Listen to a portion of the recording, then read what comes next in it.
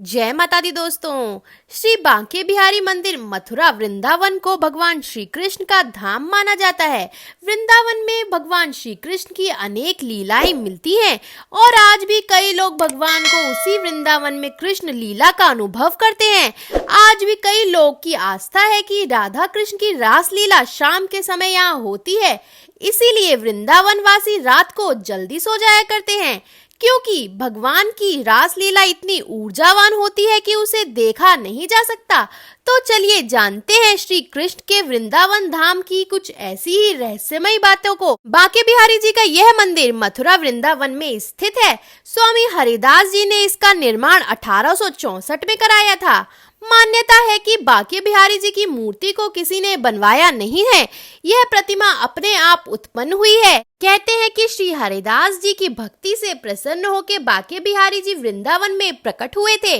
बांके बिहारी मंदिर में भगवान की काले रंग की मूर्ति है जो श्री हरिदास जी ने ही खोजी थी। मान्यता है कि इस मूर्ति में राधा और कृष्ण दोनों की ही छवि है, इसीलिए यहाँ पर आके जो भक्त दर्शन करते हैं उनका जीवन सफल हो जाता है। यहाँ पर हर वर्ष मृगशिरा की पंचमी तिथि को बांके बिहारी जी के मंदिर में भगवान बांके बिहारी जी का प्रकटोत्सव मनाया जाता है। इस मंदिर में साल में सिर्फ एक ही बार बिहारी जी के चरणों के दर्शन होते हैं। वह दिन होता है अक्षय तृतीया का, जो बैशाख मास में तृतीया पे आता है।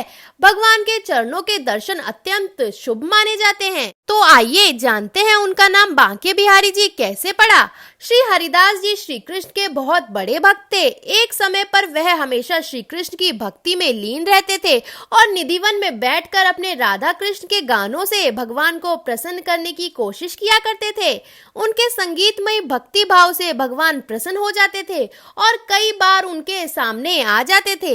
हरिदास जी के शिष्य ने एक बार उनसे कहा कि हमें भी भगवान के दर्शन करने हैं, तो कृपा करके हमें भी दर्शन का लाभ कराइए। हरिदास जी इसके बाद फिर भक्ति में लीन हो गए और फिर श्री कृष्ण और राधा दोनों ही उनको दर्शन देने के लिए प्रकट हुए। श्री कृष्ण और राधा ने हरिदास जी के संगीत से प्रसन्न होकर उनके पास रहने की इच्छा व्यक्त की।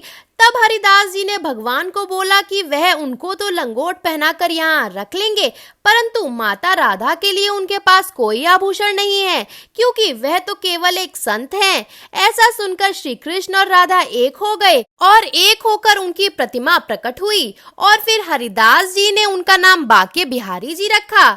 इसके बाद एक बार एक कृष्ण भक्त स्त्री ने अपने पति को वृंदावन जाने के लिए राजी किया था।